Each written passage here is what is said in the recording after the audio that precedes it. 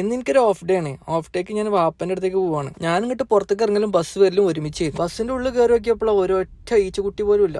ഒരു പാറ്റക്കുട്ടി ഉണ്ട്. എന്റെ ഔട്ട്ഫിറ്റ് കണ്ടെങ്കിൽ അന്തം വിട്ട് നോക്കിക്കണ്ട. ടെമൂന്ന് വാങ്ങിയതാ, ചതിച്ചതാ തന്നെ. അതിലുള്ള ചങ്ങായി ഇട്ടപ്പോ നല്ല രസമുണ്ടായി. ഞാൻ ഇട്ടപ്പോ ഇങ്ങനെയായി. ഏതായാലും വാങ്ങിപ്പെട്ടെ, എന്നാൽ ഇട്ട് മുതലാക്കാതെ നമ്മൾ ദൈവാക്കൂല. കയ്യിൽ ഫോണും പിടിച്ച് അൺഎക്സ്പെക്ടഡ് ആയിട്ട് നോക്കിക്കണ ഈ നോട്ടുണ്ടല്ലോ, എന്നെ സമ്മതിച്ചണം. 1 മണിക്കൂർ യാത്രക്ക് ശേഷം നമ്മൾ സ്ഥലത്തെത്തി. സൂര്യനാണെങ്കിൽ ഫുള്ള് ബ്രൈറ്റ്നസ്സിൽ, തൊള്ളയിലാണെങ്കിൽ തുള്ളി വെള്ളമില്ല. അപ്പൊ രാവിലെ കുടിക്കാണ്ട് കയറി. പിടിച്ചേരും വലുതാണ് മാണത്തിൽ എന്ന് പറഞ്ഞ പോലെ എന്റെ അവസ്ഥ.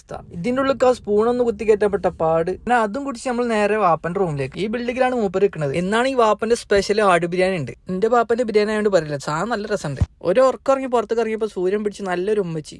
നാണായിട്ട് ഞാൻ കണ്ണെന്നെ ചിമ്മിപ്പോയി. ഏതായാലും വേറെ പണിയൊന്നും ഇല്ലാത്തതുകൊണ്ട് അവിടെ അടുത്തുള്ള ഒരു ഗ്രൗണ്ടിൽ പോയി. ഉള്ള ഒരല്ലോ നല്ല ഡിസിപ്ലിൻ, നല്ല അടിപൊളി കളി. അങ്ങനെ അത് കുറച്ചേരം നോക്കി നമ്മൾ അവിടെ നിന്ന് എനിക്ക് തന്നെ തിരിച്ചു പോകാനുള്ളതുകൊണ്ട് കുറച്ച് സാധനങ്ങൾ മേടിക്കേണ്ടായിരുന്നു. ഒരു 2 ആഴ്ചത്തേക്കുള്ള കുറച്ച് സാധനങ്ങളെല്ലാം മേടിച്ചിട്ട് ഞാൻ തിരിച്ച് വാപ്പന്റെ റൂമിലേക്ക് പോയി. തിരിച്ചു പോകണ നമ്മൾ വാപ്പന്റെ വണ്ടിയിലാണ്. ഇതാണ് നമ്മള് വാപ്പന്റെ പടക്കുതിര. വാപ്പ മക്കളെ പോലെ കൊണ്ടെടുക്കുന്ന വണ്ടിയാണ്. നയിച്ചിന്റെ കായ് മൊത്തം അതിമ കയറ്റാനേ മൂപ്പർക്ക് നേരമുള്ളൂ. പോകുന്ന വഴിക്ക് പള്ള വെച്ചപ്പോ ഒരു ഹോട്ടലിലാണ്ട് കയറി. നൂൽപുട്ടും ബീഫ് കറിയും കൂട്ടി ഞാനൊരു പിടിയങ്ങ് പിടിച്ച്. അത് തിന്നുന്ന കോലാണ് നിങ്ങൾ ഈ കാണുന്നത്. ഞാൻ ഈ ഫുഡ് ബ്ലോഗർമാർക്ക് കാണിക്കുന്ന പോലെ ഒരു എക്സ്പ്രഷൻ ഇട്ടാണ്. അത് കയ്യിൽ നിന്ന് പോയി. അങ്ങനെ ഫുഡ് കഴിച്ച് നമ്മൾ നേരെ തിരിച്ച് റൂമിലേക്ക് എത്തി. എനിക്ക് ഏറ്റവും ദേഷ്യമുള്ള കാര്യമാണ് ഇപ്പൊ ചെയ്യുന്നത്. അറിയില്ല, അലക്കാൻ മാത്രം ഒടുക്കത്ത മടിയാണ് എനിക്ക് മാത്രമുള്ളൂ ഇങ്ങനെ. അങ്ങനെ അലക്കലെല്ലാം കഴിഞ്ഞപ്പോ എനിക്കൊരു പോതി ഒരു പാട്ട് പാടിയാലോ വന്ന്. അപ്പൊ അതിനുള്ള എല്ലാ സെറ്റപ്പും ചെയ്ത് ഒരു തമിഴ് സോങ് അങ്ങോട്ട് കാച്ചി. അപ്പൊ ശരി, എന്നാ ഫോളോ ചെയ്ത് അടുത്ത വീഡിയോയിൽ കാണാം. Okay, by.